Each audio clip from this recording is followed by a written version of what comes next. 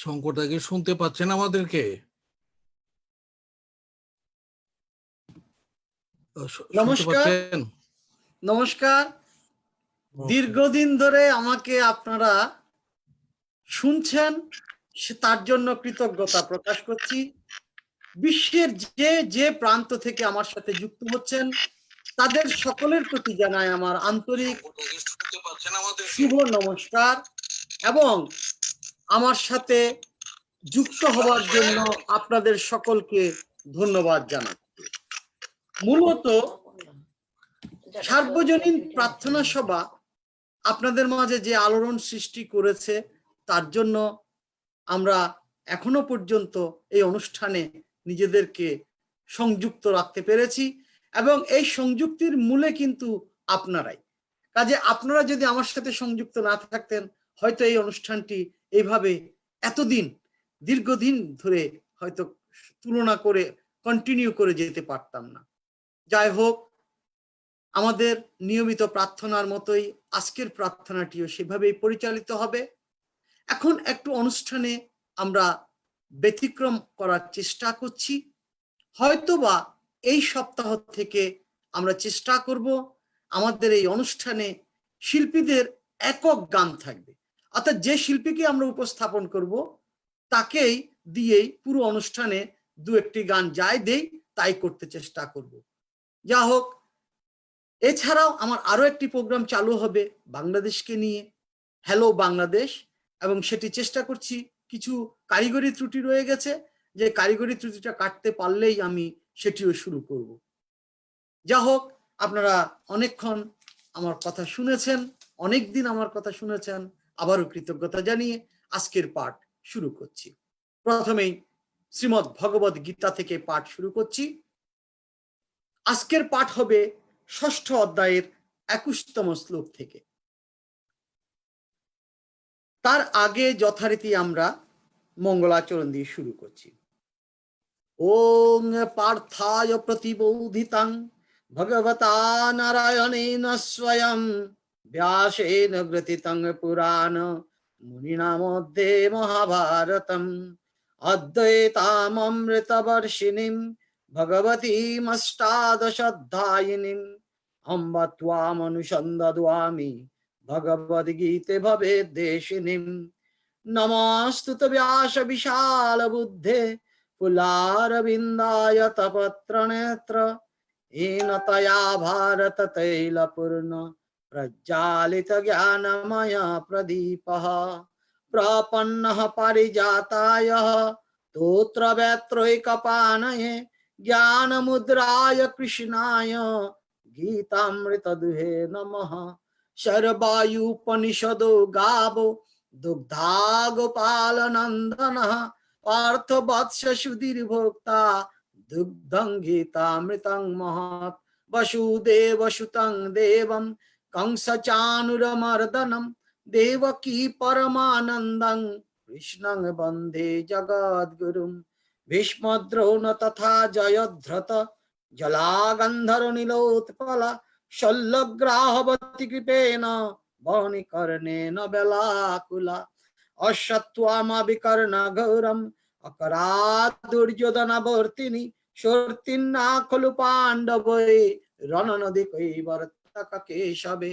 पाराशर्यवचोत्सर्जयमलं गीतार्थो गन्धोत्कटं नानाख्यानककेशरं हरिकथासंबोधनबोधितं।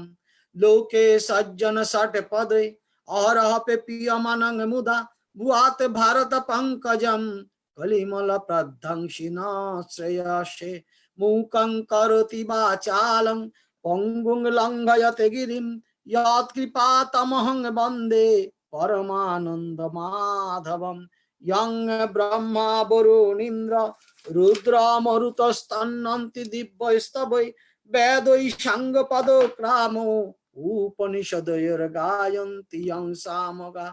ध्यानवस्थित तद्गतेन मनसा पश्यन्ति यं योगिनः अशान्तं न विदुषुरासुरगणा देवाय तस्मै नमः। ओं श्री हयग्रीवाय नमः। शुक्लाम्बरधरं विष्णुं शशिवर्णं चतुर्भुजं प्रसन्न वदनं ध्यायेत् सर्वविघ्न उपशान्तये वागीषद्दाशु मनसा सर्वत्थानमुपक्रमे यं नत्वा कृत्वा सुस्थं नमामि गजाननं नमो धर्माय महते नमः कृष्णाय वेधसे ब्राह्मणेभ्यो नमस्कृत धर्मं वष्के सनातनं नारायणं नमस्कृत नरं चैव नरोत्तमं देवीं सरस्वतीं चैव ततो जयमुदीरयेत् व्यासं वसिष्ठनप्तारं शक्तं पौत्रमकल्मषं पराशरवत्मजं वन्दे शुकतातं तपोनिधिं व्यासाय विष्णुरूपाय व्यासरूपाय विष्णवे नमो वै ब्रह्मविदये वसिष्ठाय नमो नमः अचतुर्वदनो ब्रह्मा द्विबाहुरुपरो हरि अभालोचना शम्भो भगवान् बदरायणम् अखण्डमण्डलाकारं व्याप्तं येन चराचरं तत्पदं दर्शितं येन तस्मै श्रीगुरवे नमः अज्ञानतिमिरान्धस्य ज्ञानाञ्जनशलाकया चक्षुरुन्मीलितं येन तस्मै श्रीगुरवे नमः ॐ तत्सत् ॐ अथ श्रीमद्भगवद्गीता षष्ठ अध्याय सुखम आत्यन्तिकं यद्वत् बुद्धिगज्जम् अतीन्द्रियं वेत्ति यत्र न चैवायं स्थितश्चलति तत्ततः यं लब्ध्वा चापरं लाभं मन्यते नाधिकं ततः यस्मिन् स्थितो न दुःखेन गुरुणापि विचाल्यते तं विद्वा दुःखसंयोग वियोगं योगसंज्ञितं न निश्चयन योक्तव्यो योग निर्विण्ण चेतसः संकल्प प्रभवन् कामं त्यक्त्वा सर्वन् अस्ते सतः मनस्सैव इन्द्रियग्रामं विनियम्य समन्ततः शनैः शनैरुपमेतत् विद्याधृतिगृहीतया आत्मसंस्थं मनः कृत्वा न किञ्चिदपि चिन्तयेत् यतो योतो निश्चरति मनश्चञ्चलमस्थिरं ततस्ततो नियम्येतत् आत्मन्येव वशं नयेत् प्रशान्तमनसं येन योगिनं सुखमुत्तमम् उपैति शान्तरजसं ब्रह्मभूतम् अकल्मषम् युञ्जन्नेवं सततमानं योगी विगतकल्मषः सुखेन ब्रह्म संस्पर्शम् अत्यन्तं सुखमश्नुते सर्वभूतस्तमात्मानं सर्वभूतानि चात्मनि ईक्षते योगयुक्तात्मा सर्वत्र समदर्शिनः यो मां पश्यति सर्वत्र सर्वं च मयि पश्यति तस्याहं न प्रणश्यामि स च मे न प्रणश्यति ओम तत्सत् इति श्रीमद्भगवद्गीतासु उपनिषत्सु ब्रह्मविद्यायां योगशास्त्रे श्रीकृष्ण अर्जुन संवादे अभ्यास योग नाम षष्ठाध्याय एकांशेनम् ओम तत्सत् ओम तत्सत् ओम तत्सत् ओम। এই অধ্যায়টির কথা আমরা আগেই জেনেছি। এটির নাম অভ্যাস যোগ। অভ্যাস বলতে এখানে আমরা যে যোগ এবং বায়ুকে কি করে নিয়ন্ত্রণ করতে হবে সেই বিষয়ের চর্চাকে বোঝায়। মূলত এক কথায় যাকে আমরা আধুনিক কালে যোগ বিজ্ঞান বলছি, সেই যোগা কিভাবে করতে হবে সেই সুদূর প্রাচীন কাল থেকেই ভারতবর্ষে এই যোগার এই পদ্ধতিটি প্রচলিত ছিল এবং আছে, ভবিষ্যতেও থাকবে। কারণ এটি হচ্ছে সেই পরীক্ষিত এক বিষয় যার দ্বারা বায়ুকে নিয়ন্ত্রিত করা যায় এবং বায়ু নিয়ন্ত্রিত হলে আপনার চঞ্চল মনকে স্থির করতে পারবেন। আর চঞ্চল মন যখন স্থির হবে, সে স্থির আত্মদর্শনে গিয়ে আপনি পরমাত্মাকে দর্শন করতে পারবেন। তাই এই বিজ্ঞান দীর্ঘদিন ধরেই আমাদের মাঝে প্রচলিত হয়ে আছে এবং এটি তারই একটি বিশেষ কৌশল বলে আজীবন এটি টিকে থাকবে যতক্ষণ চন্দ্র সূর্য পৃথিবীতে আলো দেবে। এইটি ভগবানের এই কথা। চন্দ্রার্ক সূর্য যাবৎ তিষ্ঠতি মেদিন নাং, এই পৃথিবী যতদিন ধরে অবস্থান করবে, টিকে থাকবে, ততদিন পর্যন্ত ভগবানের এই জ্ঞান বা বিশেষ জ্ঞান আমাদের মাঝে প্রবাহিত থাকবে। যেটি শ্রীকৃষ্ণ আগেই বলেছেন যে তোমার আগে আমি এটি সেই বৈবস্বতকে বলেছিলাম। বৈবস্বত তার অন্যান্য সৃষ্টি বা প্রজা যাদেরকে সৃষ্টি করেছিলেন তাদেরকে সেটি দিয়েছেন, এবং তাদের মাধ্যমে পরবর্তীকালে রাজর্ষিরা এটি অধ্যয়ন করেছেন। রাজর্ষিদের মধ্য থেকে পরবর্তীকালে মানব কুলে এই বিদ্যা সঞ্চারিত হয়েছে। তাই এই বায়ু অর্থাৎ প্রাণকে কি করে, বায়ুর আরেক নাম হচ্ছে প্রাণ, এই প্রাণকে কি করে নিয়ন্ত্রিত করে আপনি ঈশ্বরের সাথে যুক্ত হবেন, সেই প্রক্রিয়াটি হলো এই যোগাসন। এই যোগাসনের তত্ত্বগুলি ভগবান একে একে বিশ্লেষণ করছেন। এর আগের শ্লোকগুলো তো আমরা দেখেছি, আসন সম্পর্কে বলেছেন। তো আমাকে একজন প্রশ্ন করেছেন, সেই প্রশ্নের উত্তরটা দিয়েই আজকের পাঠের আলোচনায় যাচ্ছি। একজন বলেছেন যে যারা বসতে পারেন না তাদের ক্ষেত্রে যোগের আসন কিভাবে হবে। মূলত একটি বিষয় আপনাদের দৃষ্টি আকর্ষণ করছি। যারা আমেরিকায় কাজ করেন আপনারা জানেন 8 ঘন্টা কাজের জায়গায় কোনো চেয়ার থাকে না, টেবিল থাকে না। সেই সময় আমরা যেহেতু দাঁড়িয়ে থাকি, আমাদের পায়ের লিগামেন্টগুলোর উপর প্রচুর চাপ পড়ে, এবং এই লিগামেন্টগুলো নরম থাকে বলে আমরা এরকম ব্যান্ড করতে পারি। এই যে ব্যান্ড করা, সেটি লিগামেন্টের কাজ। অর্থাৎ এক ধরনের পিচ্ছিল পদার্থ, এবং অস্থি সন্ধিগুলিতে এক ধরনের পিচ্ছিল পদার্থ থেকে এটিকে মুভ করতে সাহায্য করে। কিন্তু আমরা যারা আমেরিকায় কাজ করি তারা যেহেতু এভাবে দাঁড়িয়ে থাকি, এই পায়ের কোনো এক্সারসাইজ আমরা করি না বা করতে পারি না। কিন্তু আপনি ইচ্ছে করলে জায়গায় দাঁড়িয়ে আপনার পাটিকে এইভাবে মুভ করাতে পারেন, এবং এটিও একটি যোগাসনের প্রক্রিয়া। আমরা যোগগুলোকে অনেক ভাগে ভাগ করি, হঠযোগ বলে থাকি। হঠযোগের এটি হচ্ছে একটি প্রক্রিয়া। যেমন করে শোধন করা যায়, আমাদের নাসিকাকে একটি ক্ষুদ্র রাবার তৈরি নাসিকা ভেতর দিয়ে প্রবেশ করিয়ে অন্য নাসিকা দিয়ে বের করে আনা হয়। অনেকে আবার মুখের ভেতর দিয়ে বের করে আনেন। এগুলিকে বলা হয় ধোতি প্রক্রিয়া। এই ধোতি প্রক্রিয়া আরো কতগুলি নিয়ম আছে, যেমন গলায় যে আমাদের কফ থাকে, সে কফটাকে বের করার জন্য ব্যান্ডেজ গজের মতো একটি সাদা কাপড় ভালো মতো ধুয়ে এবং স্টেরিলাইজ করে সেটিকে আস্তে আস্তে পান করতে হয়। পান করতে করতে করতে করতে সেই রশিটি বা কাপড়টি একেবারে পাকস্থলী পর্যন্ত চলে যায়। আবার সেটিকে খুব আস্তে আস্তে টেনে টেনে সেটিকে বার করতে হয়। এভাবে দুবার করা যায়। এই দুবার যখন করে যোগীরা এই হঠযোগের মাধ্যমে তাদের শ্লেষ্মাজল্লির এই কফগুলোকে বের করে ফেলে, এবং এই কফগুলিকে যখন আপনি বের করে ফেলবেন, আপনার গলায় ফ্ল্যারিংস এবং অন্যান্য জায়গাগুলি পরিষ্কার থাকে। এখানে আর কোনো রকমের দূষিত কোনো জিনিস জমতে পারে না। তাই যারা যোগের আসনের মাধ্যমে এই জিনিসগুলো করেন, অবশ্যই গুরুবিদ্যা, গুরুকে সামনে রেখে এগুলো করা উচিত, এবং এগুলির প্রক্রিয়া বিশেষভাবে শিখানো হয়। সেই শিক্ষার মাধ্যমে আমরা সেটি করতে পারি।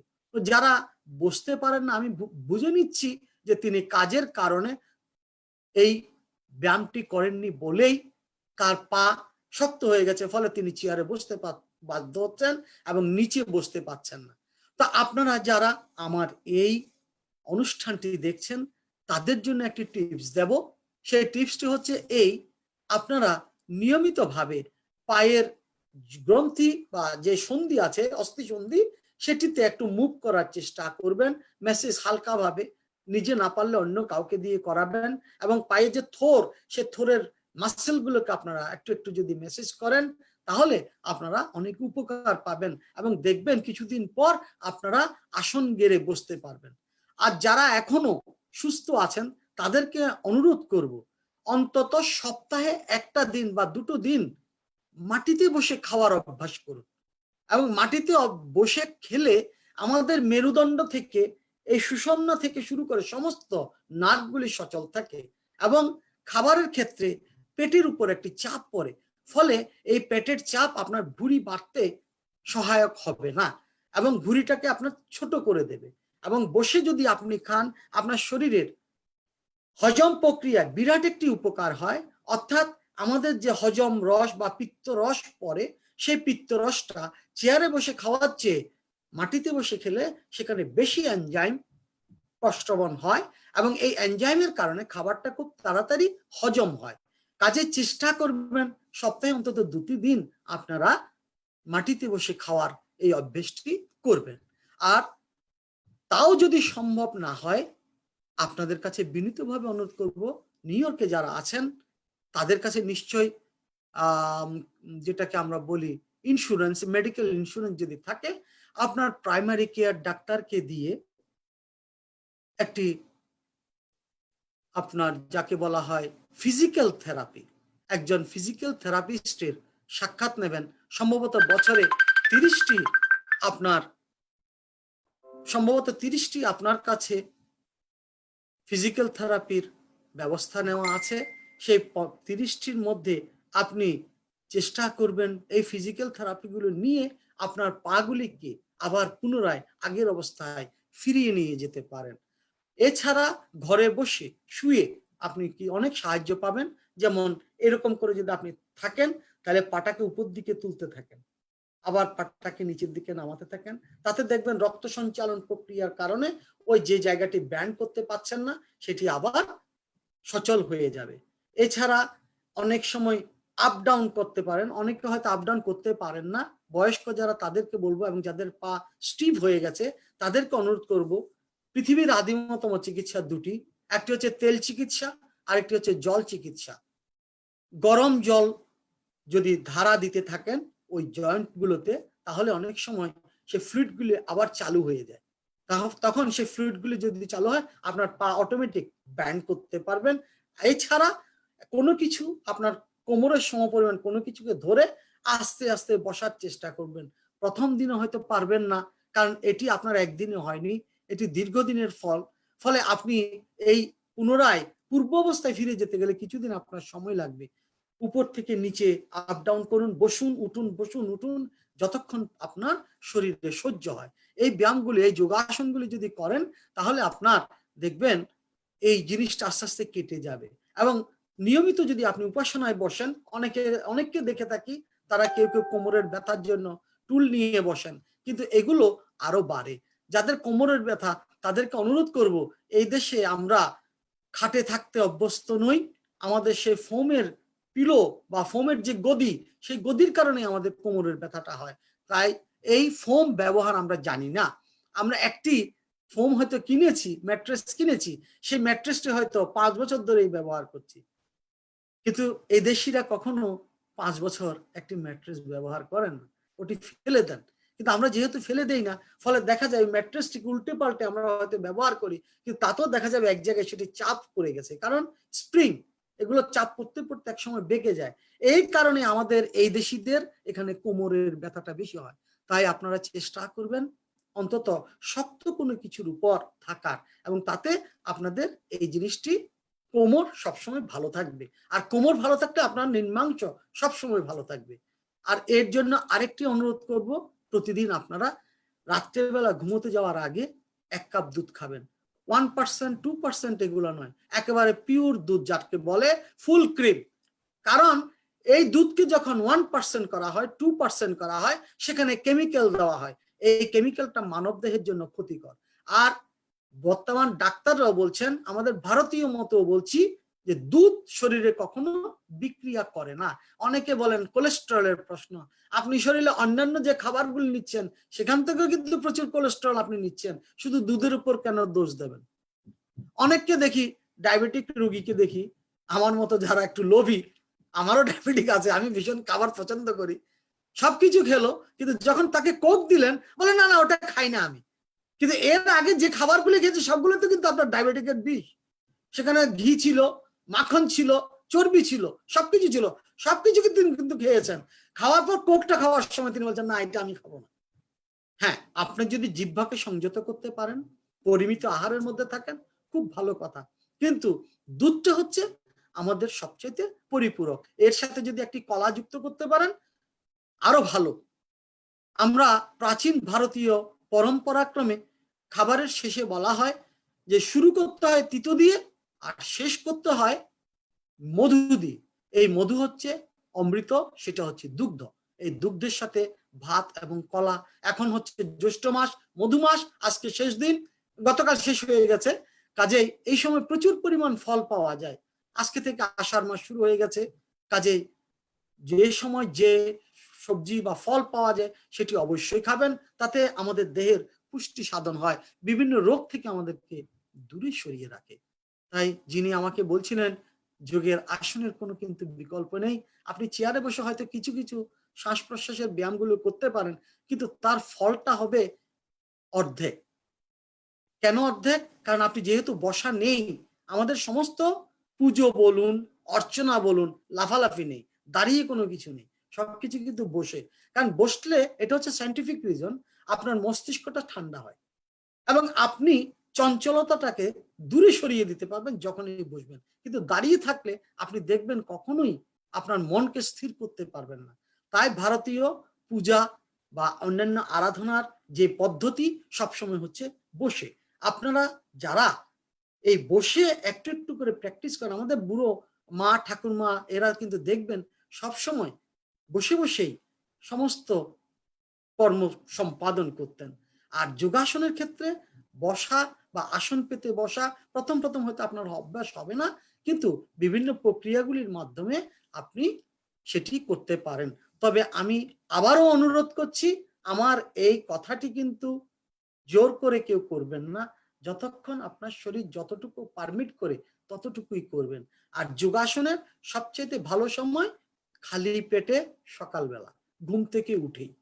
এবং প্রত্যেককে অনুরোধ করব, শরীরটাকে যদি সুস্থ রাখতে চায়, পুরক কুম্ভক রেচক আর সূর্য প্রণাম, এই দুটি আসন যদি করতে পারেন, শরীরে কোনোদিন আপনার রোগ আসবে না, আপনি কখনো বুড়ো হবেন না, আপনার শরীরে তারুণ্য চিরজীবন থাকবে এবং আপনি দেখবেন একজন তরুণের মতো ছুটে বেড়াতে পারবেন। 90 বছরও দেখবেন আপনি স্ট্রং থাকবেন। এই দুটো ব্যায়াম আমাদের করা উচিত। তবে যাদের ডাক্তারের বিভিন্ন রকমের নিষেধাজ্ঞা আছে, সেই নিষেধাজ্ঞাটা মেনে চলবেন। কারণ আমি বললাম বলে আমারটা অভ্যস্ত সেটা নয়। আমি বলেছি সেই সমস্ত বিষয়গুলি যা সার্বজনীন, কিন্তু নির্ভর করবে ব্যক্তির শরীর স্বাস্থ্যের উপর।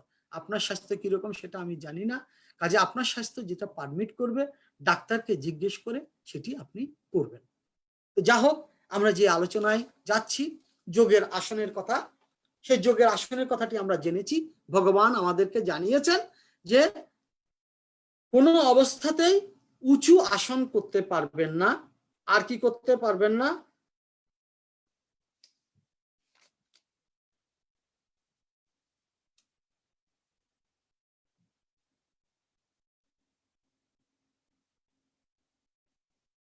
সূর্য দেশে প্রতিষ্ঠাপ্য স্থিরম আসনমাত্মনম নাত্যুচ্ছিতং নাতি নিচং চৈলাজিন কুশোত্তরম। চৈল অর্থাৎ চেলি, এটি সাধারণত এখানে এবার আসনের একটু ক্লাসিফিকেশন আসছি। সেটি হচ্ছে, গত সপ্তাহে কিন্তু আমি আসনের কথা বলেছিলাম, 3 ধরনের আসন আমাদের সনাতন ধর্মে অনুমোদন দেয়।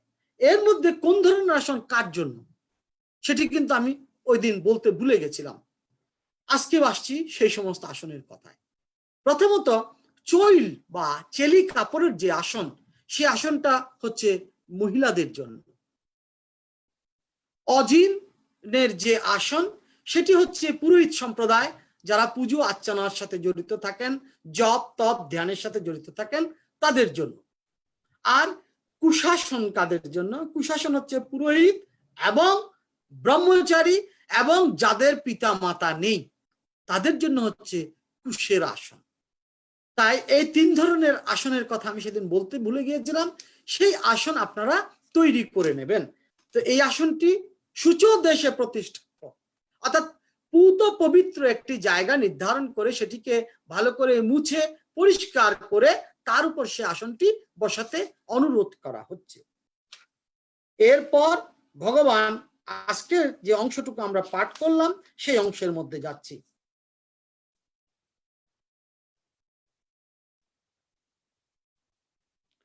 यत्र परमते चित्तं निरुद्धं योग सेवया यत्र चैव आत्मनात्मानं पश्यन्नत आत्मनि तुष्यति।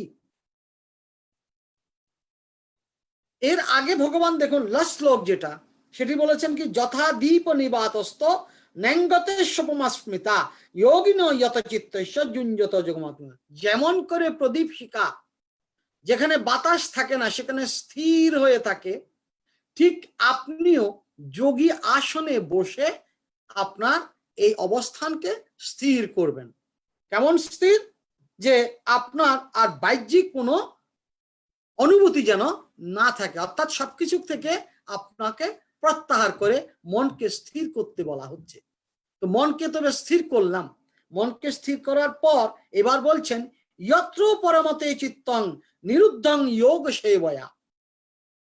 এই অবস্থায় যখন আপনি যুক্ত হচ্ছেন ঈশ্বরের সাথে, ঈশ্বরকে যখন ধ্যানে আপনি আনছেন, তখন কি হচ্ছে,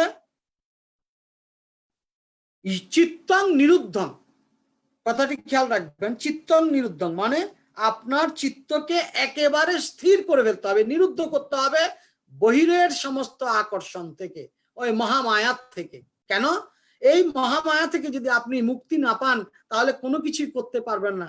কারণ ধ্যানস্থ হয়ে আপনি যদি আপনার ঘরের চিন্তা করেন তাহলে সেটি আপনার জন্য শোভন নয়। তাই যেহেতু শোভন নয়, আপনি ধ্যানে বসেছেন কি জন্য? ঈশ্বরের জন্য। কাজেই সেই অবস্থায় সেই কর্মটাকে প্রাধান্য দিন। আপনি যখন আবার সংসারে ফিরে যাচ্ছেন তখন সংসার কর্মটাকে প্রাধান্য দিন। ভগবান কিন্তু এই কথাটি আমাদেরকে বারবার বলছেন। যখন আপনি স্থির হলেন আসনে, তখন কি করবেন? আপনি তার সাথে যুক্ত হবেন এবং মনকে নিরুদ্ধ করবেন বহির্জগৎ থেকে, অর্থাৎ বহির্জগতের সাথে যেন আপনার কোনো সম্পর্ক না থাকে। সেটি 1 মিনিট হোক, 2 মিনিট হোক, 5 মিনিট হোক, আপনার সময়টা আপনি নির্ধারণ করবেন। এরপর কি বলছেন দেখুন, এই অবস্থায় মানুষ যখন স্থির হয়ে যায়, যত্র চৈব আত্মনাত্মানং পশ্যন্ন আত্মনি তুষ্টতি। পশ্যন আত্মনি বলছেন, দেখুন কি সুন্দরভাবে বলছেন, পশ্যন ন আত্মনি তুষ্যতি। কেন? কারণ তখন তিনি আত্মার মধ্যে পরম ব্রহ্মকে দেখতে পান, আর পরম ব্রহ্মকে যখন দেখতে পান তখন তিনি খুব তুষ্টি লাভ করেন, তৃষ্টি লাভ করেন এবং নিজেকে খুব ভাগ্যবান মনে করেন। অর্থাৎ তার পরম শান্তি তখন এসে যায়, তার আর কোনো জ্বালা যন্ত্রণা, সংসারের কোনো রকমের ভোগের চিন্তা, কিছু চিন্তা তখন আর থাকে না। তাই পরব্রহ্মকে নিজের মধ্যে দেখতে পেয়ে সেই যোগী নিজেই নিজে আত্মতুষ্টি লাভ করেন। আজকের যুগে আমাদের সবচাইতে বড় সমস্যা কি? আমাদের কারো আত্মতুষ্টি নেই। আমরা কেউই স্ব অবস্থানে তুষ্ট নই। 1 টাকা থাকলে 2 টাকার স্বপ্ন থাকে, 2 টাকা হলে 4 টাকার স্বপ্ন থাকে, একটা বাড়ি হলে আরেকটা বাড়ির স্বপ্ন থাকে, অর্থাৎ তুষ্টি নেই। আপনার এই যে প্রচেষ্টা সম্পদ বাড়ানোর জন্য, বিত্ত বাড়ানোর জন্য, এই প্রক্রিয়ায় এই জিনিস কতটুকু দরকার? একটা মানুষের কতটুকু জায়গার দরকার? মাত্র 3.5 হাত। কেন? এই 3.5 হাতে হচ্ছে আমাদের সর্বশেষ স্থিতি। আপনাকে যখন একেবারে বিদায় জানানো হবে, সেই বিদায় জানানোর সময় 3.5 হাত। আপনি এত বাড়ি এত গাড়ি রেখে যাচ্ছেন, আপনি তো আর কিছু নিয়ে যেতে পারবেন না। তাই আমাদেরকে সন্তুষ্ট থাকতে বলা হচ্ছে, এবং এই সন্তুষ্টিটা হচ্ছে আত্মতুষ্টি। আপনি যে ইনকাম করছেন, আপনার সন্তান কয় প্রজন্ম ধরে খাবে? এই এত পরিশ্রম করে এই সম্পদ জমিয়ে যাচ্ছেন, কিন্তু এই পরিশ্রম করে যদি ভগবানকে ডাকতেন তাহলে হয়তো এই জন্মেই আমাদের মুক্ত হয়ে যেত। কিন্তু আমরা সেটা করি না। আমরা কি করি? মানুষ যে মানবিক ধর্ম, সেই মানবিক ধর্ম থেকে আমরা বিচ্যুত হয়ে আমরা কি করছি? আমাদের সন্তানাদির জন্য, এটা হচ্ছে মানুষের প্রবৃত্তি বলা হয়, সমাজতত্ত্বের ভাষায় বলা হচ্ছে মানুষ এটা করে কার পরবর্তী প্রজন্মকে অর্থনৈতিক মুক্তি দেওয়ার জন্য প্রচুর ইনকাম করে ব্যাংক ব্যালেন্স রেখে যায়, বাড়িঘর তৈরি করে দিয়ে যায়। কারণ তারা মনে করে তার অবর্তমানে ছেলের যেন কষ্ট না হয়। কারণ প্রতিটা মানুষ তার জীবনের শুরুতে এই কষ্টগুলি পেয়ে এসেছেন। ফলে আমরা চাই না আমাদের সন্তানেরও সেই একই কষ্ট পাক। তাই আমরা চেষ্টা করি সন্তানের উজ্জ্বল ভবিষ্যৎটা পরিষ্কার করার জন্য তাকে কিছু যেন আমরা দিয়ে যেতে পারি। কিন্তু মজার বিষয় দেখুন, আমরা আমেরিকায় আছি, বস্তুতান্ত্রিক সমাজ ব্যবস্থায়, এমন বস্তুতান্ত্রিক সমাজ যেখানে মানি টক্স, সবসময় আমরা বলে থাকি টাকা ছাড়া কিছু মেলে না। অথচ দেখুন এই আমেরিকানদের একটি বড় গুণ যেটিকে আমরা সবসময় স্যালিউট করি, সেটি কি? সেটি হচ্ছে তাদের সন্তানেরা 18 বছর হয়ে গেলে আর মা বাবার ধার ধারে না, মা বাবার সম্পদের দিকে তারা চায়ও না। এবং আমি জানা মতে, আমি যা কিছু দেখেছি, এদেশের বিত্তবানেরা যা দান করেন তা দিয়ে বাংলাদেশের মতো 17টি দেশের বাজেট একসাথে করা যাবে। একটি সামান্য উদাহরণ দিচ্ছি, ফোর্ডের নাতি তিনি ইসকনে যোগ দিয়ে যে দান ধ্যান করছেন, এরকম দাতা আমাদের মধ্যে থাকলে কিরকম অবস্থা হতো সেটা একবার ভাবুন। এবং যিনি নবদ্বীপে চন্দ্রোদয় মন্দিরের সিংহভাগ খরচা দিচ্ছেন, যদিও ইসকন একটি আন্তর্জাতিক প্রতিষ্ঠান এবং তাদের অর্থের কোনো অসুবিধা নেই, কিন্তু তারপরও ফোর্ডের এই দহিত্র যেভাবে দান করে চলেছেন, কারণ ফোর্ডের কিন্তু সম্পদের অভাব নেই এবং তারা দিন দিন তাদের সম্পদ বাড়িয়ে চলেছেন। অথচ তাদের সন্তানেরা দেখুন, শুধু ফোর্ডের বলে নয়, আমেরিকার প্রতিটি সন্তানের কাছে দেখেছি, আমার ছেলের কাছেও দেখেছি, তারা আমাদের সম্পদের প্রতি লালায়িত নয়। তারা মনে করে হু কেয়ার্স, তোমার সম্পদের তাতে আমাদের কি? কিন্তু আমাদের বাঙালি ঘরানায় এই জিনিসটির সাথে আমরা পরিচিত। আমরা চাই আমাদের সন্তানদেরকে অর্থনৈতিক নিরাপত্তাটা নিয়ে দিয়ে যায়, তাদেরকে একটা বাড়ি করে দেয়, তাদের অন্তত নিধন। এইটা হচ্ছে আমেরিকান ড্রিমের একটি ব্যাপার। আমেরিকান ড্রিম ফুলফিল হয় তখনই যদি আপনার একটি গাড়ি থাকে, যদি একটি বাড়ি থাকে, তাহলে আপনি সফল। এখন বাড়ি গাড়ির পাশাপাশি চিত্তের যে বিকাশ, সেটি কিন্তু কারো থাকে না। ফলে আমাদের এই দেশে বুড়ো বুড়িদের ভীষণ কষ্ট হয় এবং দেখবেন তাদেরকে সঙ্গ দেওয়ার মতো একটি কুকুর ছাড়া বা একটি বিড়াল ছাড়া আর কেউই থাকে না।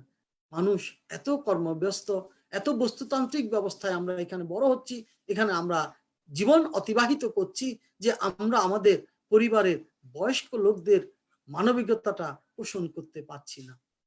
এই জায়গায় হচ্ছে ভারতীয় সভ্যতা এবং আমেরিকার বস্তুতান্ত্রিক সভ্যতার মূল পার্থক্য। আর সবচেয়ে যেটি সম্মানজনক, তারা কিন্তু আমাদের প্রতি, আমাদের শেখার আছে ওই জায়গাটি যেটি হচ্ছে দান, মানবিকতা এবং নিজের সম্পদ নিজে অর্জন করা। এরা বস্তুতান্ত্রিক অবস্থায় নিজের সম্পদ নিজে অর্জন করছে, নিজে ভোগ করছে, নিজে সবকিছু করছে। আর আমাদের ভারতীয় অধ্যাত্মবিদ্যায় বলছে আপনার অধ্যাত্ম যে সম্পদ সেটি আপনাকে করতে হবে, আপনার ছেলে বা পরিবার আপনাকে তৈরি করে দেবে না। তাই ভগবান এখানে ওই জিনিসটির কথাই বলছেন যে আত্মতুষ্টি থাকতে হবে। কারণ যিনি যোগী পশ্যন আত্মনি, তিনি দেখতে পান আত্মার মধ্যে কাকে? সেই পরমাত্মাকে। এই জন্যই আমাদেরকে এই জায়গাটাতে নজর দিতে হবে। আর কি বলা হচ্ছে? সুখম আত্যন্তিকং যদ্বৎ বুদ্ধিগ্রাহ্যম অতীন্দ্রিয়ম ব্যক্তি যত্র ন চৈবায়ং স্থিতশ্চলতি তত্ত্বতঃ। এই অবস্থায় যেহেতু আমাদের কোনো ইন্দ্রিয় যে আকর্ষণ থাকে না, ইন্দ্রিয় যে আকর্ষণ কি? চোখে দেখা, কারণ আপনি ধ্যানস্থ হচ্ছেন, চোখ বন্ধ, আপনি নিজেকে আত্মসংযম করছেন, কান কিছু শুনতে পাচ্ছে না, আপনি মৌন অবস্থায় আছেন, মুখ দিয়ে কোনো কথা বেরোচ্ছে না, কাজে আপনার ইন্দ্রিয়গুলি কি? নিয়ন্ত্রিত হয়ে গেছে। আর যখনই ইন্দ্রিয়গুলি নিয়ন্ত্রিত হয়ে গেছে, আপনার ভেতর কি হচ্ছে? একটি সুখের অনুভূতি হচ্ছে, কারণ এর আগে আপনি আত্মতুষ্ট পেয়ে গেছেন, আত্মতুষ্টি পেয়ে গেছেন। সুখম আত্যন্তিকং যদ্বৎ বুদ্ধিগ্রাহ্যম অতীন্দ্রিয়ম, বুদ্ধির গ্রাহ্যের অতীত হয়ে গেল আপনার ইন্দ্রিয় শক্তিগুলি। তাহলে কি হবে? ব্যক্তি, জানুন, কি জানবেন? যত্র ন চৈব আয়াং স্থিতশ্চলতি তত্ত্বতঃ। তিনি আত্মার মধ্যে যখন স্থির হয়ে গেলেন, আর কি হচ্ছে? তত্ত্বত মানে তত্ত্বগতভাবে তিনি যখন আত্মার সাথে সেই আত্মাকে যুক্ত করার ফলে স্থির হলেন, তখন কি হচ্ছে? এর দ্বারা তিনি আত্মস্বরূপকে উপলব্ধি করতে পারছেন। দেখুন আত্মস্বরূপ যোগ অবস্থায় কি করে পাবেন, ভগবান সেই ইঙ্গিতটি আমাদেরকে দিয়ে দিচ্ছেন। ইয়ং লব্ধা চাপরং লাভং মন্যতে নাধিকং তত যস্মিন স্থিত ন দুঃখেন গুরু নাপি বিচাল্যতে। যে অবস্থা লাভ করলে মন আর কিছু চায় না, অর্থাৎ এটা আমার মধ্যে চাওয়া হয়ে গেছে, আমার একদম মূল টার্গেট বা সর্বশেষ টার্গেট হচ্ছে কি ঈশ্বরকে পরম ব্রহ্ম বা মোক্ষত্ব লাভ। এই মোক্ষত্ব লাভের চেষ্টায় যখন আমি আসনে বসলাম, একবার যদি লিঙ্ক হয়ে যায় তাহলে আমার আর অন্য কিছুর দরকার হয় না। তখন তিনি যোগী এবং সেই যোগীর কাছে অন্যান্য সমস্ত জিনিসগুলি অপ্রয়োজনীয়। ইয়ং লব্ধ চাপরং লাভং মন্যতে নাধিকং তত। এর অতিরিক্ত আর কিছু চাওয়ার নেই, এর অতিরিক্ত আর কিছু পাওয়া নেই, ন অধিকং, এর চেয়ে আর বেশি কিছু দরকার নেই আমাদের। যস্মিন স্থিত ন দুঃখেন গুরু নাপি বিচাল্যতে। তার আর কোনো দুঃখ থাকে না, সুখ থাকে না। আর এটি যখন পায় না, তখন কিন্তু একটি না পাওয়ার বেদনা হৃদয়ের মধ্যে বিরাজ করে। এবং এই না পাওয়ার বেদনাটার জন্যই আমরা চেষ্টা করি, সেই গানটি করি আমরা। কোন গানটি? তুমি নির্মল করো, মঙ্গল করো। কারণ তিনি যদি নির্মল না করেন, আপনার হাজার শক্তি নেই, আপনার চেষ্টা নেই, যতই করুন না কেন, তিনি যদি নির্মল করে না দেন, ধুয়ে না দেন, তাহলে তাকে আমি আসন দিতে পারি না। আর এই আসন নির্মল করার জন্য তিনিও কিন্তু চেষ্টা করেন না। তিনি দেখেন ভক্তদেরকে, তার যাচাই করেন, এক চান্সে কিন্তু তার যোগাযোগ হয় না, এক চান্সে জীবাত্মার সাথে পরমাত্মার কিন্তু মিলন। এর জন্য দরকার দীর্ঘদিনের অভ্যাস। কারণ আপনি এক আসনে বসেই প্রত্যাহার করতে পারবেন না, স্থির হতে পারবেন না। প্রদীপের মতো বসলেন, কেউ এসে ধাক্কা দেবে, বসলেন, কেউ এসে ডাক দেবে, বসছেন, বাইরের শব্দ আপনার কানের মধ্যে ঢুকবেই। তাই এই প্রক্রিয়ায় আমাদেরকে জানতে হবে কি করে দিনের পর দিন অভ্যাস করে আমার এই হৃদয়কে নির্মল করব। আর নিজের চেষ্টা তো থাকতেই হবে, তারপরও তার দয়া না হলে, তিনি যদি নির্মল করে না দেন, তাহলে আমাদের এই হৃদয় নির্মল হয় না। এখন আমি একটি আপনাদের সামনে সেই রজনীকান্তের এই গানটি দিচ্ছি। এটি পাঠিয়েছে চট্টগ্রাম থেকে সমৃদ্ধি কর্মকার, তার ডাক নাম হচ্ছে অর্ণা। এবং এই মেয়েটি অনেকগুলি পুরস্কার পেয়েছে চট্টগ্রামের শিল্পকলা একাডেমি থেকে শুরু করে অনেক জায়গায়। তার এই গানটি এখন আপনাদের সামনে আমরা উপস্থাপন করব।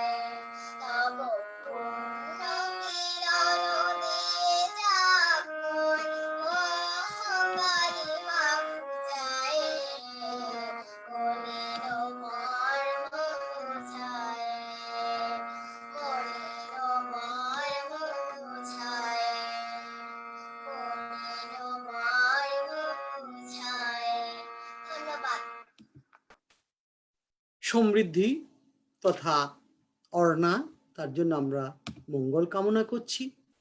তো মন তো নির্মল হলো, এবার ভগবান বলছেন এই নির্মল মন নিয়ে কিভাবে কি করতে হবে। তো ভগবান এরপরে আপনার পরবর্তী শ্লোকগুলিতে 24 এবং 25 নম্বর শ্লোকে বলছেন, মনকে সংযত যখন হলো তখন আপনি যোগের অভ্যাস শুরু করবেন। ধাপে ধাপে কিন্তু কিভাবে এগুচ্ছি আমরা দেখুন। যোগের প্রথম শর্ত হচ্ছে মনকে আবার সংযত করা। তো মনকে সংযত করলাম, মন যখন সংযত হলো ইন্দ্রিয় সমূহ সমস্ত বিষয় থেকে প্রত্যাহার হয়ে গেল। আর ইন্দ্রিয় যখন সমস্ত বিষয় থেকে প্রত্যাহার হয়ে গেল তখন যোগ সাধন শুরু করতে হবে। এবং যোগ সাধন কিভাবে এবার শুরু করবেন, পরের 24তম শ্লোকে দেখুন, সংকল্প প্রবণ কামাংস ত্যক্ত্বা সর্বান অশেষত। এবার আপনাকে সংকল্প করতে হবে। আমি আগেও বলেছি, এখনো বলছি, সংকল্প হচ্ছে আমি কি করব সেটি জানানো। সংকল্প কাকে করি, আমি অমুক কাজের জন্য এই সংকল্প করলাম যে এটি আমি করব এই এই কারণে। পুরোহিতরা সংকল্প করেন যে অমুক ব্যক্তি, অমুক গোত্রের অমুক ব্যক্তি এই পূজার আয়োজন করেছেন, তার যেন এই উপকারটি হয়।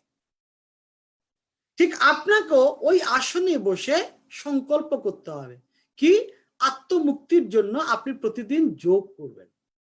এই যে সংকল্প, অর্থাৎ মনকে স্থির করার প্রথম ধাপ সংকল্প করা। এবং আমি এটি শেষ না হওয়া পর্যন্ত এই আসন থেকে উঠব না।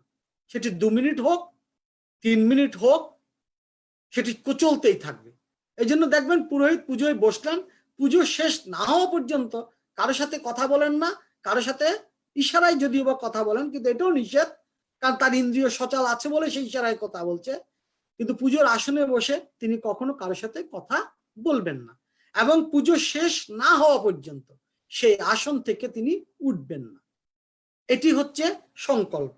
তাই এখানে ভগবানও বলছেন আপনাকে সংকল্প করে বসতে হবে, আনটিল আনলেস আপনার এই যোগের যে প্রক্রিয়া সেটি যেন শেষ না হওয়া পর্যন্ত। এরপর মনসৈব ইন্দ্রিয় গ্রামং বিনিয়ম্য সমন্তত। আপনার যে মন, তাকে বিনিয়োগ করতে হবে কি কাজে, এই কাজের জন্য আপনাকে, অর্থাৎ যোগাসনের জন্য আপনাকে কাজে বিনিয়োগ করতে হবে। আর কি করতে হবে, শনৈ শনৈ রূপমদৎ বুদ্ধাধিতি গৃহীতয়া আত্মসংস্তং মনঃকৃত্বা না কিঞ্চিত অপি চিন্তয়েৎ। ধৈর্যের দ্বারা, বুদ্ধির দ্বারা ক্রমশ মনকে আত্মার মধ্যে স্থির করতে হবে। দেখুন প্রথমে মনকে দিল, কারণ মন বহির্মুখী সবসময়, মনকে কখনো ঘরে বসাতে পারবেন না। তাই ঘরে বসাতে গেলে আগে মনকে স্থির করতে হবে। মনকে যখন স্থির করলেন তখন কিভাবে স্থির করবেন, ধৈর্যের দ্বারা। কারণ আপনি আসনে বসছেন, বেশিক্ষণ বসতে পাচ্ছেন না, আপনাকে উঠে যেতে হচ্ছে, অস্বস্তি লাগছে, ওইটা হচ্ছে মনের কাজ। মন আপনাকে তুলে দিচ্ছে ওই জায়গা থেকে, যেন আপনি সংকল্প অনুযায়ী কাজটা করতে না পারেন। তাহলে প্রথম শর্ত, সংকল্পের প্রথম বাধা হচ্ছে মন। কাজে মনকে আগে প্রত্যাহার করতে হবে। এর আগে আসনে বসার আগে আপনার অনেক বাধা এসছে, কিন্তু এখন সব বাধা পেরিয়ে মনকে নিয়ন্ত্রণ করে আপনি আসনে বসলেন। এবার আসনে আবারও মন সচল। কি সচল, আমি বোধহয় আর পাচ্ছি না, কোমরটা মনে হয় ব্যথা করছে, পায়ে বোধহয় হাঁটুতে একটু জোর লাগছে। তাই ভগবান বলছেন আবারও মনকে প্রত্যাহার করো। তুমি সংকল্প করেছো, তুমি বসেছো, সুতরাং কিসের দ্বারাই মনকে প্রত্যাহার করবে, এই অবস্থায় দরকার হবে তোমার ধৈর্য। কারণ ধৈর্য যদি না থাকে মন তোমাকে ঠেলে তুলে দেবে। তাহলে ধৈর্য নিয়ে তোমাকে বসতে হবে। আর কি করতে হবে, বুদ্ধির দ্বারা। বুদ্ধিটা কি, আত্মসমর্পণ। কোথায় আত্মসমর্পণ করব, ভগবানের কাছে। আর কি করতে হবে, আত্মাকে যুক্ত করতে হবে। এই আত্মায় তিনি আছেন এই চিন্তা করে এই আত্মাটাকে পরমাত্মার সাথে যুক্ত করতে হবে। তাহলে 3টে ধাপ, প্রথমত বুদ্ধি, প্রথমত ধৈর্য, দ্বিতীয়ত বুদ্ধি, তৃতীয়ত হচ্ছে যুক্তি। কোন যুক্তি, সংযুক্তি যাকে আমরা বলি। অর্থাৎ এই আত্মায় তিনি আছেন, কাজে আমি এই আত্মা তোমার সাথে সংযুক্ত করছি। এখানে কোনো তার নেই, ওয়্যারলেস, আপনি যুক্ত হলেন। এরপর ভগবান বলছেন তারপরও কিন্তু মন অস্থির, তখন কি করবেন? তখন বলছেন যত যত নিশ্চরতি মনোচঞ্চলম অস্থিরম তত তত নিয়ম মতই আত্মনৈব বসংনয়েৎ।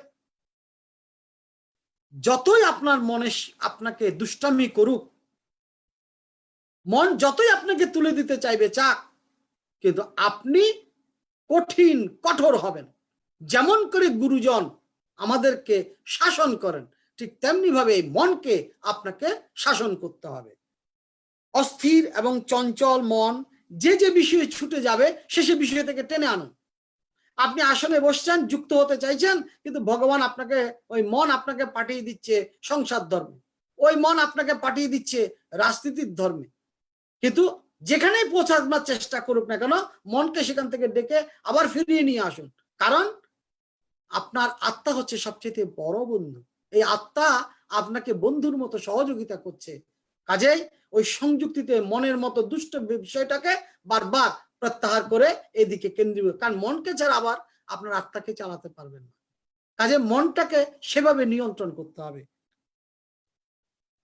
তাই আত্মাতে অনুগত করে রাখতে গেলে কি হবে? বারবার ওই সমস্ত চিন্তা থেকে আমাদেরকে ফিরে আসতে হবে। মন যাবেই, কাজে আপনার উচিত হবে তাকে ফিরিয়ে আনা। ভাই ডেকে পারেন, আমরা যেমন একজন লোক রাগ করে চলে গেলে ভাই ডেকে, দাদা ডেকে কত কিছু বলি, তাকে ফিরিয়ে আনার চেষ্টা করি। রেগে গেলে তাকে জড়িয়ে ধরি। ঠিক একইভাবে আত্মাকেও এই বহির্মুখী অবস্থান থেকে ফেরানোর জন্য মন যখন বহির্মুখী হবে তখন তাকে আত্মকেন্দ্রিক করতে হবে, অর্থাৎ আত্মাকে কেন্দ্র করা, তাকেই বলা হচ্ছে আত্মকেন্দ্রিক। এই আত্মকেন্দ্রিক যদি না হন তাহলে মন কখনো আপনাকে স্থির হয়ে যুক্ত আসনে থাকতে দেবে না। দেখবেন মন আপনার আত্মাকে নিয়ন্ত্রণ করে, আপনাকে বলবে উঠো উঠো উঠো, তোমার পায়ে ব্যথা, কিন্তু আপনি যদি ধৈর্য ধরে বসে থাকেন পায়ের ব্যথা কিচ্ছু হবে না। প্রথম প্রথম একটু ভালো খারাপ লাগবে, পরে দেখবেন আপনার ঠিক হয়ে গেছে। এই জন্য দেখবেন যাদের বৈষয়িক চিন্তা যত কম তারা তত বেশি সাফল্য লাভ করেন। তার প্রমাণ হচ্ছে যত যোগী পুরুষ দেখবেন তারা কিন্তু শিশুবেলা থেকেই এই সমস্ত অভ্যাসের সাথে জড়িত ছিলেন বা জড়িত হয়ে পরবর্তীকালে তারা কিন্তু আত্মার মুক্তি সাধন করেছেন। তা এখন আমাদের বয়সের ভারে আমরা নুজু হয়ে গেছি, আমাদের সংসার, বৈষয়িক চিন্তা ভাবনা এত বেড়ে গেছে যে মনকে কোনো অবস্থাতেই এই জায়গায় স্থির করতে পারি না। তাই তার দয়া, এটাই প্রার্থনা করি। কারণ অন্তরকে তিনি যেন নির্মল করেন, অন্তর যেন তিনি পরিষ্কার করে ধুয়ে দেন, এবং তার কৃপা ছাড়া এই অন্তরকে আমি সেই জায়গায় পৌঁছাতে পারছি না। যখন কোন রকমে কষ্ট করে এই আত্মাকে যুক্ত করলেন তখন কি হচ্ছে দেখুন, প্রশান্ত মনসং येनং যোগিনং সুখমুত্তমম উপৈতি শান্তরজসম ব্রহ্মভূতম কলমশম। এভাবে রজগুণ তমগুণকে বাদ দিয়ে যখন দূর করতে পারলেন, মনকে যখন নিয়ে এলেন, জড়িয়ে ধরলেন আত্মার সাথে, তখন কি হচ্ছে আপনার মন তখন শান্ত। কেন শান্ত? কারণ রজগুণও নেই আর তমগুণও নেই, এখন আপনার সত্যগুণ, কাজে মন শান্ত হয়ে গেল সত্যগুণে। আর এই সত্যগুণে যখন আপনার মন শান্ত হলো তখন কি হচ্ছে, যোগিনং সুখমুত্তমম, তখন আসনে বসে আপনার মধ্যে সুখের উত্থান হবে। অনন্ত সুখ, যে সুখ কেউই বলে বুঝাতে পারে না, যে সুখ কেউই কখনো ব্যক্ত করতে পারে না। কারণ আপনি সেই আস্বাদন করছেন অব্যক্ত অবাং মনুষ্য গোচর পরম ব্রহ্মসত্তা আপনার মধ্যে বসে গেছেন অলরেডি। কাজে এই সুখ, হৃদয়ের সুখ কারো কাছে কেউই ব্যাখ্যা করে বলতে পারে না, কেউই বলতে পারেনি, আনটিল আপনি সেটি অনুভব যতক্ষণ না করছেন। আর আপনার ভেতর যখন অনুভূতিটা হয়ে গেল তখন আপনি সুখম উত্তম সুখ লাভ করবেন। তাই কি করতে হবে ভগবান এবার বলছেন, ইউঞ্জন্যেবং সদাত্মানং যোগী বিগত কলমশঃ সুখেন ব্রহ্ম সংস্পর্শম অত্যন্তং সুখমুষ্ণতে। এভাবে যখন আপনি যোগযুক্ত হয়ে আত্মাকে নিষ্কলুষ নিষ্পাপ করলেন তখন আপনি ব্রহ্মকে প্রত্যক্ষ করবেন। আর যখন এই ব্রহ্মকে প্রত্যক্ষ করবেন, আপনার প্রশান্তি এবং আপনার সুখ অনন্তকাল ধরে চলতে থাকবে। অর্থাৎ আপনি তার সাথে যখন খুশি তখন কথা বলতে পারবেন। ওই যে প্রেসিডেন্টের সাথে কথা বলতে আপনি পারবেন না, তার পিএ ধরে যেতে হবে। এই পিএ হচ্ছে আপনার আত্মা। সুতরাং প্রাইম মিনিস্টার বা পদমর্যাদায় যিনি সর্বোচ্চ, রাষ্ট্রের সর্বময় ক্ষমতার অধিকারী, আমাদের যিনি সর্বময় ক্ষমতার অধিকারী, তিনি পরম ব্রহ্ম। আপনি কিন্তু সরাসরি টেলিফোন করতে পারবেন না। তাই এই আত্মারূপ পিএটাকে, পার্সোনাল অ্যাসিস্ট্যান্ট আত্মা, তাকে সংশোধন করতে হবে। সেই আপনাকে জুড়ে দেবে। হ্যাঁ, আপনি এখন কথা বলুন এবং যখন খুশি তখন আপনার টেলিফোন লাইন ফ্রি থাকবে। এই হচ্ছে চর্চা। এই চর্চাটি যতক্ষণ না আমরা করতে পারছি ততক্ষণ পর্যন্ত ভগবত দর্শন হবে না। তাই ভগবান এখানে বলছেন, যোগী বিগত কলমশ। তার পুরনো যত অতীত রেকর্ড যতই খারাপ হবে হোক, আপনি কিন্তু যুক্ত হয়ে গেছেন। কাজেই সেই কর্ণধার পরম ব্রহ্মা আপনাকে ধরা দিতে বাধ্য, এবং এই ধরা দেবে লিঙ্ক হয়ে গেল আপনার বিগত কলমশ হয়ে আপনি তার সাথে যুক্ত হচ্ছেন। তাই আপনার নাম যোগী। সুখে না ব্রহ্ম সংস্পর্শম। কারণ ব্রহ্মের যেই সংস্পর্শটা পেলেন সেটা বাচিক, কায়িক কিংবা শারীরিক, যেভাবে হবে হোক, আপনি যদি একবার লিঙ্ক পেয়ে যান তখন কি সুখে ব্রহ্মের এই স্পর্শের কারণে আপনার ভেতর সুখ উৎপাদন হবে। আপনি তখন চিরকালের সুখী মানুষ বা চিরকালের সুখী আত্মা। এবং এই আত্মায় জোড়ার চেষ্টা আমরা সবসময় করে যাচ্ছি, এবং ভগবান আমাদেরকে এই আত্মার ডালিকে পরিষ্কার করার জন্য বসে আছেন। অনেকবার ভাবি আত্মাটা তার কাছে, তার চরণেই তুলে দেই, কিন্তু তিনি নেন না। কারণ ওই আমার ডাকার সেই শক্তিটা নেই। তাই রবি ঠাকুরও কিন্তু এই জিনিসটি অনেকবার উপলব্ধি করেছেন। তিনি এই ব্রহ্মেরই আরাধনা করতেন এবং তার অনেকগুলি ব্রহ্মসঙ্গীত আছে। এই ব্রহ্মসঙ্গীতগুলি আমরা অনেকেই জানি না, এবং এই ব্রহ্মতত্ত্ব একটি গান আমরা অনেকদিন আগে শুনেছি, এখনো শুনি, সে রবীন্দ্রনাথই গিয়েছেন, কতবার ভেবেছিনু। এই যে গানটি একবার যদি চিন্তা করেন তাহলে দেখবেন ব্রহ্মসত্তা তার মধ্যে কিভাবে বিরাজ করেছিল। এই গানটি আমরা এবার শুনবো আমাদের নিউ ইয়র্কের এই মনিকা মৃধার কণ্ঠে। আশা করি আপনাদের তা ভালো লাগবে।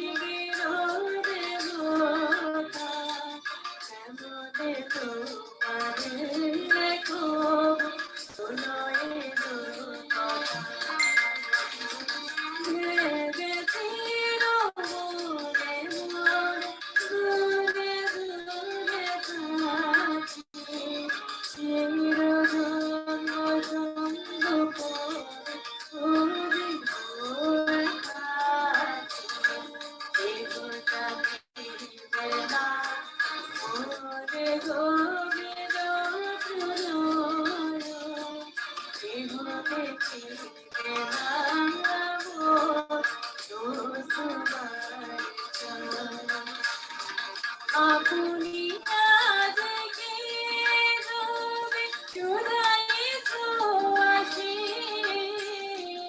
আপনি আজকে রবে চুরাই ছোঁয়াশে, কেমনে চোখাশে কত ভালো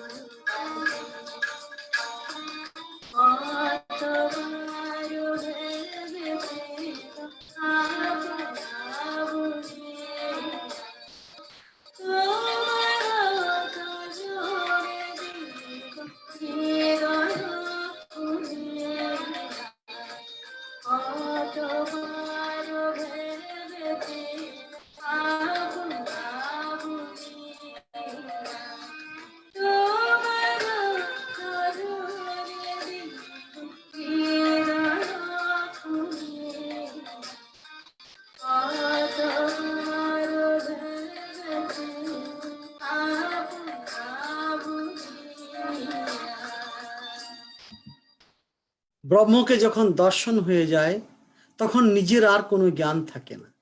তাই রবি ঠাকুরও ঠিক একই উপলব্ধিটি করেছেন। আপন ভুলে, অর্থাৎ যোগীর তখন আর সেই অবস্থান থাকে না, নিজের অবস্থানকে তিনি বুঝতে পারেন না, এবং এই আপন ভুলে অর্থাৎ নিজকে ভুলে তার চরণে নিজেকে লুটিয়ে দেওয়ার চেষ্টা করেন। তাই তিনি অনেকবার ভাবি আমরা, কিন্তু কখনো সময় হয়ে ওঠে না, কারণ তিনি তো আমার হৃদয়কে নির্মল করছেন না। তাই এই সখা অর্থাৎ পরম ব্রহ্ম সত্তা, তাকে এই প্রণয় যে করবেন তার জন্য প্রস্তুতির দরকার। এই প্রস্তুতি আমাদের গীতার ৬ষ্ঠ অধ্যায়ের এই অভ্যাস যোগে অল্প অল্প করে সংক্ষিপ্ত সূত্র আকারে ভগবান উপস্থাপন করছেন। আশা করি আমাদের মধ্যে এই অভ্যাস জাগরিত হবে। যাই হোক, আমরা অনেকক্ষণ আলোচনায় সময় নিলাম, এবার আমরা মাহাত্ম্যে চলে যাচ্ছি। ওম তৎসৎ। ওম অথ শ্রীমদ্ ভগবদ গীতা মাহাত্ম্যম। ভগবানুবাচ গীতা মে হৃদয়ং পার্থ, গীতা মে সারমুত্তমম, গীতা মে জ্ঞানমত্যুগ্রম, গীতা মে জ্ঞানমব্যয়ম, গীতা মে চোত্তমং স্থানং, গীতা মে পরমং পদম, গীতা মে পরমং গুহ্যং, গীতা মে পরমো গুরু, গীতাশ্রয়ং তিষ্ঠামি, গীতা মে পরমং গৃহম, গীতা জ্ঞানং সমাশ্রিত্য ত্রিলোকিং পলয়াম্যহম, গীতা মে পরমা বিদ্যা ব্রহ্মরূপা ন সংশয়ঃ, অর্ধমাত্রহরা নিত্যম অনির্বাচ্য পদাত্মিকা, গীতা নামানি বক্ষ্যামি গুহ্যানি শৃণু পাণ্ডব, কীর্তনাৎ সর্ব পাপানি বিলয়ং ইয়ান্তি তৎক্ষণাৎ, গঙ্গা গীতা চ সাবিত্রী সীতা সত্যা পতিব্রতা, ব্রহ্মা বলি ব্রহ্ম বিদ্যা ত্রিসন্ধ্যা মুক্তি গেহিনী, অর্ধমাত্র চিতানন্দা ভবগ্নি ভ্রান্তি নাশিনী, বেদত্রয়ী পরানন্দা তত্তত্ত্ব জ্ঞান মঞ্জরে, ইত্যেত্যানি জপে নিত্যং নরো নিশ্চল মানসঃ, জ্ঞান সিদ্ধিং লভেন নিত্যং তথন্তে পরমং পদম, যদক্ষরং পরিভ্রষ্টং মাত্রাহীনং চ তদ্ভবেৎ, পূর্ণং ভবতু তৎসর্বং তৎপ্রসাদাৎ জনার্দনম।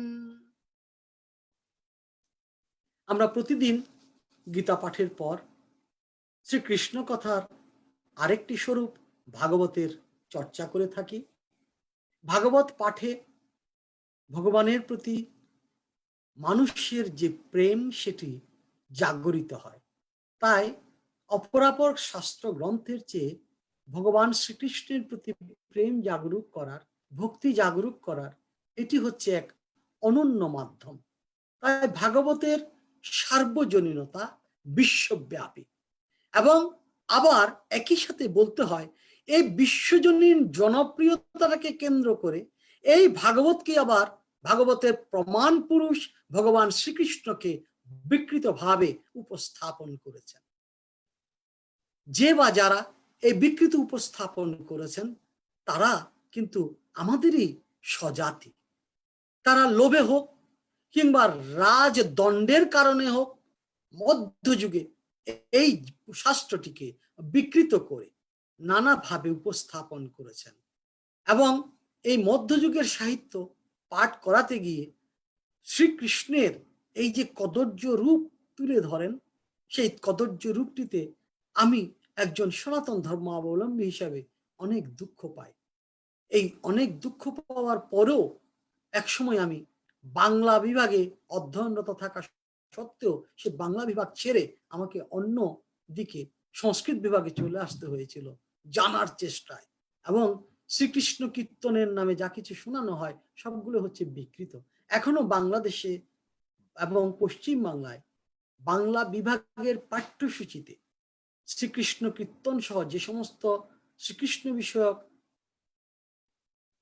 লীলা কথাগুলি পাঠ করানো হয় সবগুলি হচ্ছে বিকৃত, এবং তাতে আমাদের হিন্দু মন মানসিকতা বিভিন্নভাবে বিকৃতভাবে উপস্থাপিত হয়। আমাদের হিন্দু মনীষার এটি হচ্ছে একটি চরম এবং পরম কলঙ্কজনক অধ্যায়।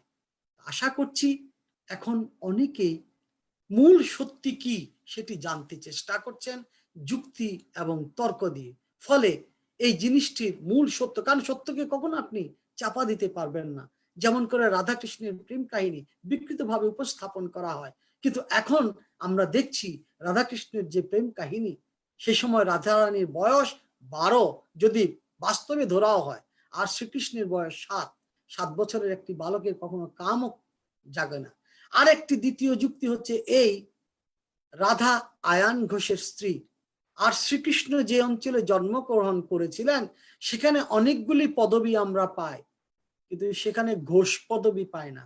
কেমন বাঙ্গাল আমরা এই ঘোষ পদবীটাকে আমরা ধরে রেখেছি আমাদের কৃষ্ণ আরাধনার মূল তথ্য হিসেবে। কিরকম বিকৃত রুচি হলে এই ধরনের কথাগুলি আমরা সবসময় বলে থাকি। একটুও মাথায় আসে না যে উত্তর ভারতে ঘোষ কোথায় ছিল। নিজেকে আগে প্রশ্ন করতে হবে, নিজেকে আগে জানতে হবে, তারপর আপনার ভেতর উপলব্ধির প্রশ্ন। তাই ভগবান আমাদেরকে কর্ম করতে বলেছেন। এই কর্ম হচ্ছে তার সম্পর্কে সমস্ত তথ্য পুঙ্খানুপুঙ্খ রূপে অবগত হওয়া, এবং কর্ম যখন হবে তখনই তার প্রতি আমাদের জ্ঞান আসবে। আর যখনই জ্ঞানের চূড়ান্ত সীমায় যাব, তাকে যখন আমরা জানতে পারবো, তখনই আসবে ভক্তি। ভক্তি এত সহজ বিষয় নয়, ভক্তি খুবই দূরের বিষয়। অর্থাৎ 11টি ধাপ অতিক্রম করে 12 অধ্যায়ে ভগবান ভক্তিযোগকে দিয়েছেন। যদি ভক্তি এতই সস্তা হতো তাহলে কিন্তু গীতার প্রথম অধ্যায়ে ভক্তিযোগ থাকতো। আমরা এই ভক্তিযোগের চর্চা সবাই করি এবং ভক্তিতে মুক্তি বলে চেঁচাই, কিন্তু ভক্তিতে মুক্তি এত সহজ নয়। তার জন্য আপনাকে 11টি ধাপ অতিক্রম করতে হবে। আজকের দিন পর্যন্ত আমরা এখনো 6ষ্ঠ ধাপে আছি, এবং 6ষ্ঠ ধাপে কি তাকে জানার জন্য যে প্রক্রিয়া যোগাসন সেগুলি দেখলাম।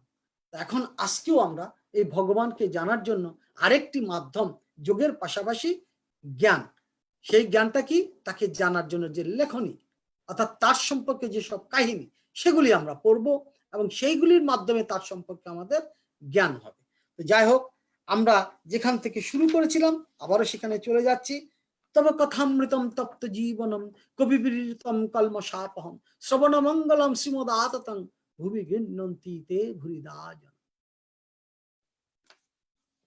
বিদুর উদ্ভব সংবাদের দ্বিতীয় অংশে আমরা ছিলাম। সে দ্বিতীয় অংশ, সেখান থেকে আমরা আবার পাঠ শুরু করছি। সায়ন্তা সৈম্য অতিশয় স্ত্রী ধীশা স্বরাজ্য লক্ষ্মম সমাপ্ত কামঃ বলিং হরদ্ভিশ্চির লোকপালয় কিরীটে করিটোপাদপীঠ। যখন আমরা কাউকে প্রণাম করি, নমস্কার করি, তখন কি করতে হয়? নমস্কার দুভাবে করা যায়। একটি হচ্ছে কি, অঙ্গভঙ্গির মাধ্যমে। এই অঙ্গভঙ্গি আবার অনেক রকমের আছে। করজোড়, ত্রিভঙ্গ, তারপর ষষ্ঠাঙ্গ, বিভিন্ন ভাবে আছে। আরেকটি আছে কি, নত জানু, অর্থাৎ জানুকে নত করে মস্তিষ্ককে তার পায়ে ঠেকানো। এবং এই জিনিসগুলি আমরা সাধারণত সেই সমস্ত গুরুজনদের প্রতি করে থাকি যারা মানে, জ্ঞানে, বয়সে আমাদের চেয়ে বৃদ্ধ বা আমাদের চেয়ে বড়। কিন্তু অনেক সময় জ্ঞানে বৃদ্ধকে আমরা বৃদ্ধ বলে সম্মান করি, যদি সে বয়সে কমও হয়। আবার বয়সে খুব বৃদ্ধ কিন্তু জ্ঞানে তিনি বৃদ্ধ নন, তাকে কিন্তু আমরা অশ্রদ্ধা করি না, তাকেও আমরা পা ছুঁয়ে প্রণাম করি। তো ভগবান শ্রীকৃষ্ণ যখন পাণ্ডবদের সারথি হননি, অথচ পাণ্ডবদের বন্ধু বা সখারূপে কাজ করছেন, তখন তারই পরামর্শে পাণ্ডবেরা রাজসূয় যজ্ঞ করেছিল। সেই রাজসূয় যজ্ঞে তদানীন্তন সময়ে ভারতবর্ষের অনেকে উপস্থিত হয়েছিলেন এবং তারা সবাই রাজচক্রবর্তী। তাদের এক একজনের মাথায় অর্থাৎ কিরীটি শোভিত ছিল মুকুটে। সেই কিরীটির কথা এখানে বলা হচ্ছে, কিরীট কৌটিরি পাদপীঠ। শ্রীকৃষ্ণকে যারা সেই আসরে দেখেছেন, সেই সমস্ত রাজারা যাদের মুকুটে শোভিত হচ্ছিল কি নানা রত্ন অলংকার, দামি মুক্তা, হীরা, পান্না, চুনি, বিভিন্ন রকমের মুক্তা, বিভিন্ন রকমের পাথর, সেই পাথরধারী কিরীট কোথায় নত হয়ে গেল? কার কাছে? ভগবান শ্রীকৃষ্ণের কাছে। যখন তারা নত হচ্ছে, তাদের তো কিরীটি সহ নত হচ্ছে। সুতরাং এই মুকুটের, রাজাদের এই মুকুট দেখুন তার পায়ে গড়াগড়ি যাচ্ছে, কারণ তিনি হচ্ছেন রাজাদের রাজা।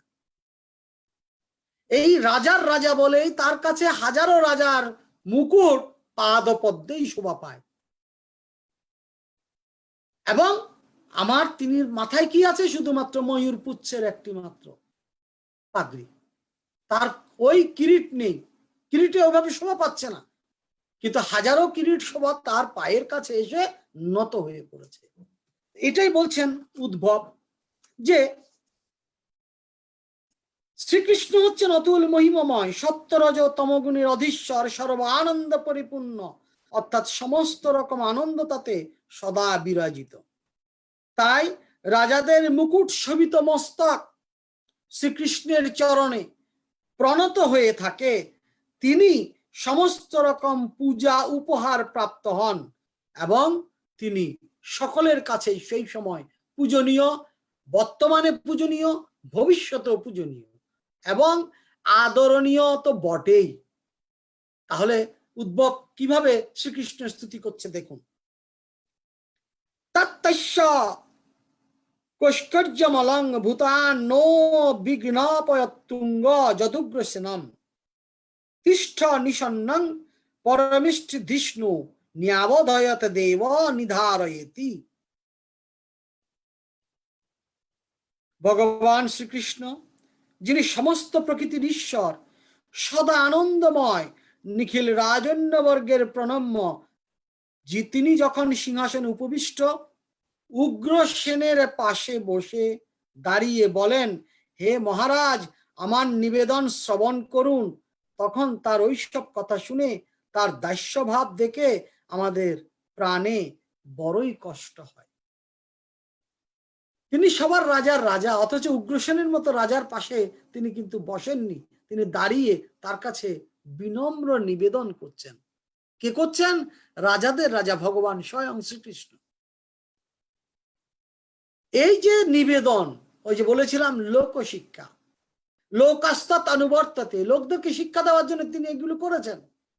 অর্থাৎ বিনয় কিভাবে করতে হবে, কারণ বিদ্যা বিনয় সম্পন্নে ব্রাহ্মণে গবিহস্তিনী, এটা গীতার কথা।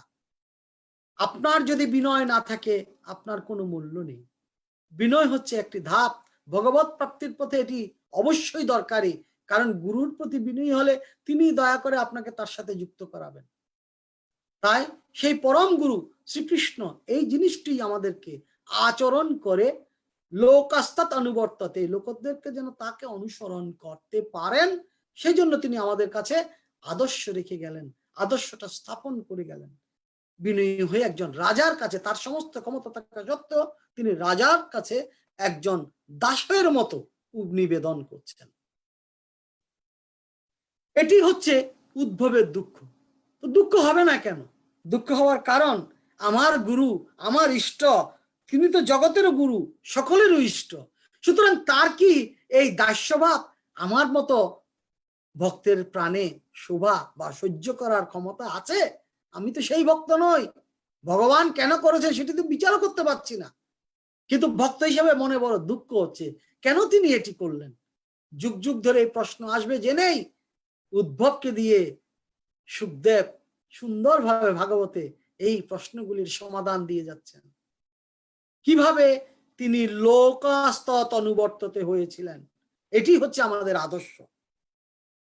কারণ প্রতিটি ভক্ত, প্রতিটি শিষ্য এটি জানে মদ গুরু শ্রী জগৎগুরু, তার গুরুদেব জগতের গুরু, শ্রেষ্ঠ। এই যে শ্রেষ্ঠত্ব অনুভব করা, এটি হচ্ছে শিষ্যের একমাত্র কর্তব্য। তাহলে শিষ্য হিসেবে যখন তার গুরুকে অন্য গুরুর কাছে নত হতে দেখে, তখন শিষ্যদের মনে একটু দুঃখ হয় বই কি, এটা তো অস্বীকার করার কিছুই নেই। তাই উদ্ধবেরও সেই দুঃখটা হয়েছে, আর সেই দুঃখটা এখানে সুখদেব আমাদের সামনে তুলে ধরছেন। কেন তুলে ধরছেন? যাতে ভবিষ্যতে এই প্রশ্নটির সমাধান এই বই পড়লেই যেন পেয়ে যায়। আর কিভাবে এমন দিনহীন ভাবে গুরুর এই আচরণ, তাদের মতো সবারই দুঃখ হয়। তাই অপরের পাবে তিনি কেন অপরের কাছে দাস্য ভাব স্বীকার করবেন? কেউ করে টাকা পয়সা, প্রসার, প্রতিপত্তি, সম্মান লাভের জন্য, আবার কেউ বা বলবানের কাছে পরাজিত হয়ে বাধ্য হয়ে দাস্য ভাব স্বীকার করে। কিন্তু শ্রীকৃষ্ণের বেলায় এটি তো ঘটেনি। উগ্রসেন এমন কোন বৃত্তের অধিকারী নন যে বৃত্ত আমার শ্রীকৃষ্ণের বৃত্তের কাছে কম, অথবা তিনি এমন কোন বলবানের সাথে যুদ্ধ করেননি যে বলবানের সাথে যুদ্ধ করে আমার শ্রীকৃষ্ণ হেরে গেছেন। তাহলে কেন দাস্য ভাব করব? আমরা জানি পরাজিত রাজা বিজিত রাজার কাছে সবসময় আত্মসমর্পণ এবং দাসের ভাব নিয়ে আচরণ করে থাকে।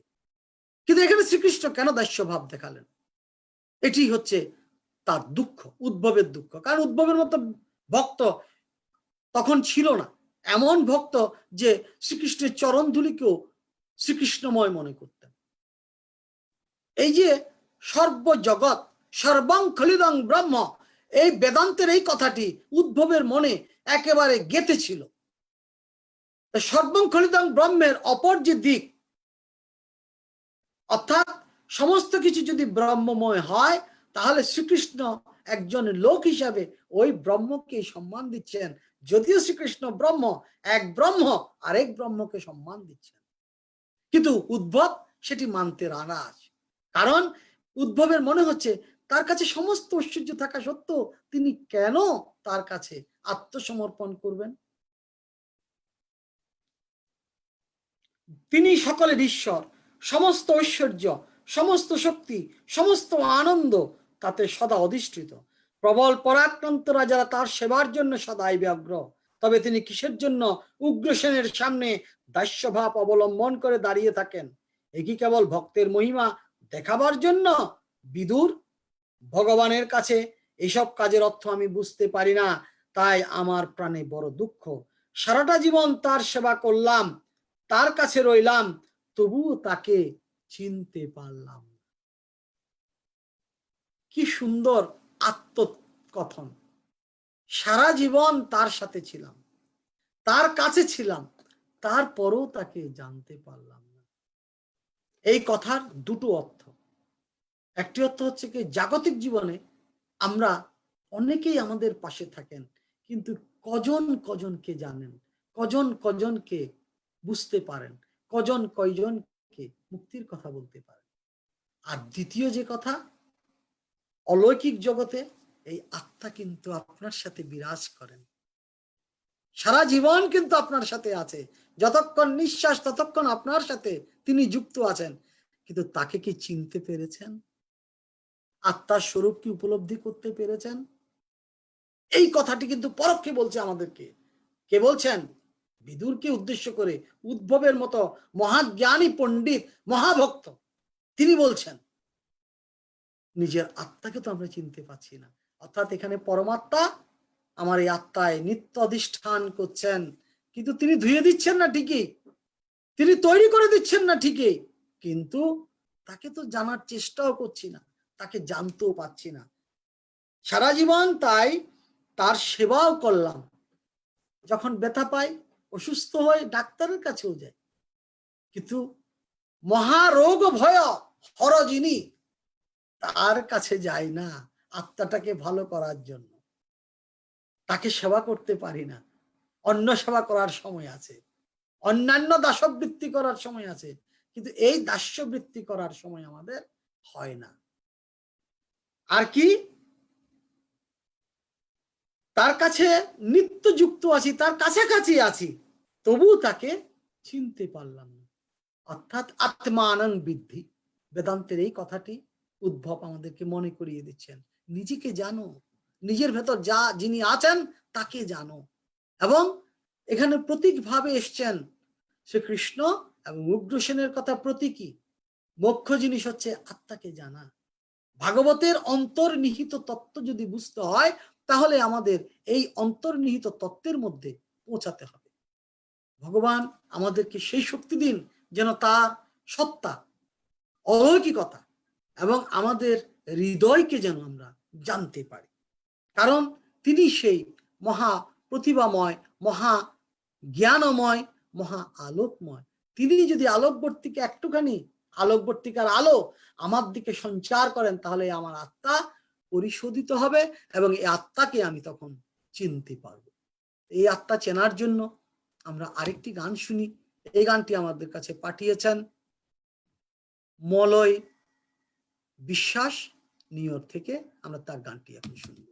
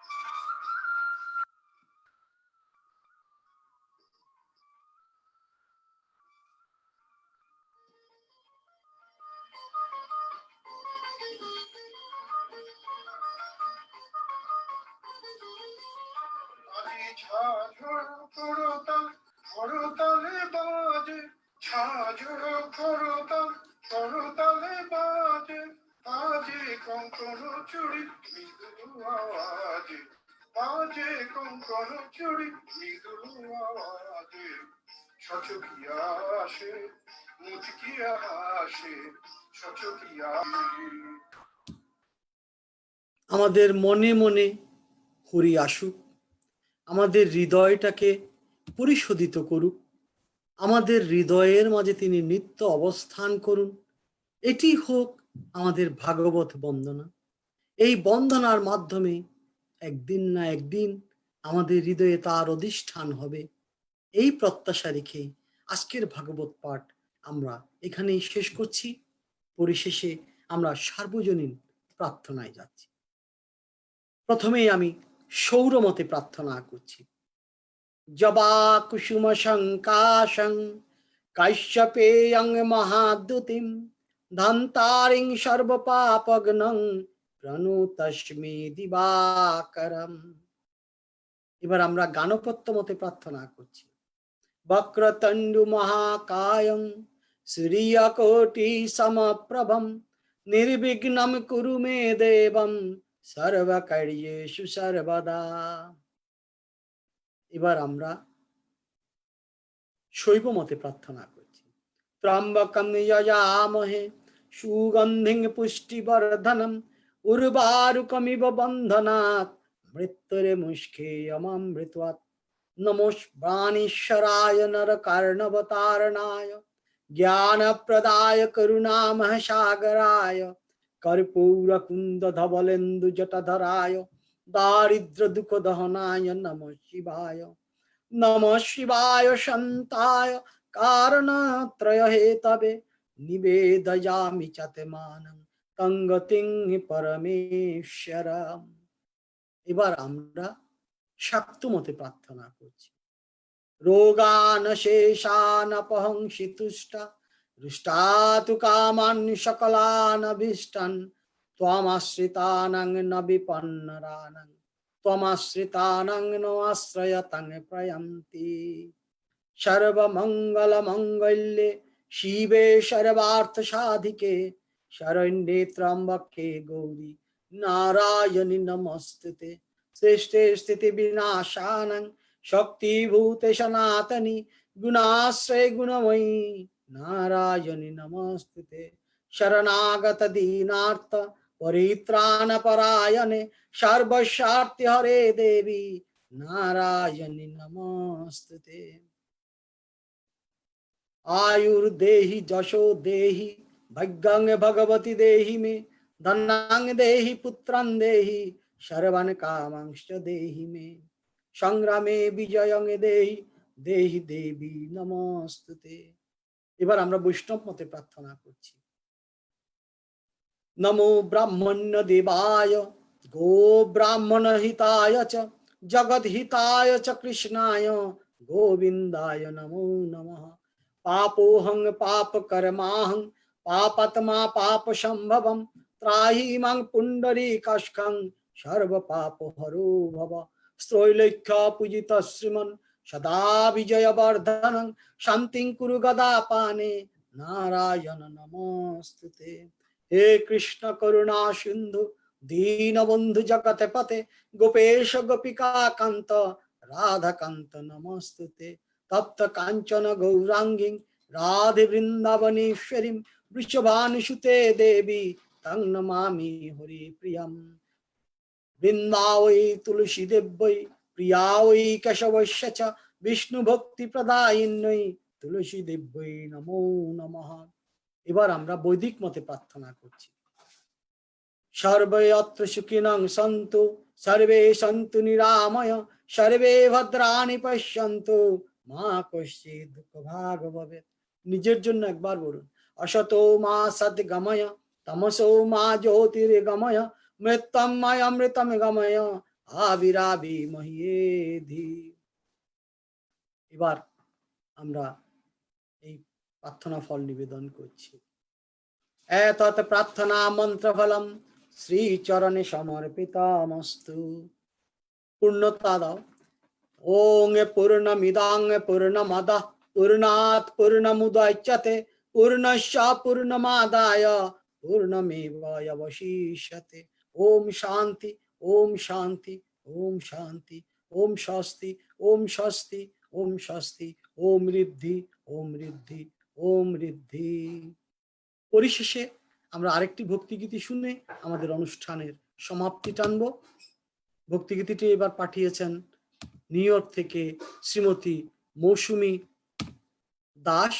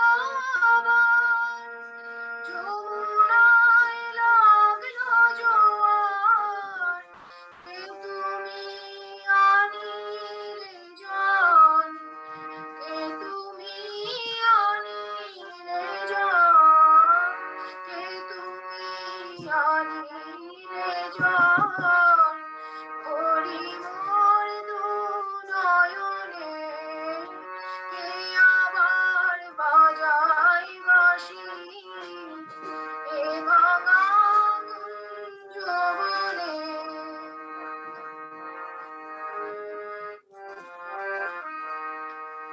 আজি মোর শূন্য ডালা কি দিয়ে গাঁথব মালা, আজি মোর শূন্য ডালা কি দিয়ে গাঁথব মালা, কেন এ নিঠুর খেলা, কেন এ নিঠুর খেলা, কেন এ নিঠুর খেলা, খেলিলে আমার শোনে কে আবার বাজাই বাঁশি এ ভাঙা কুঞ্জবনে।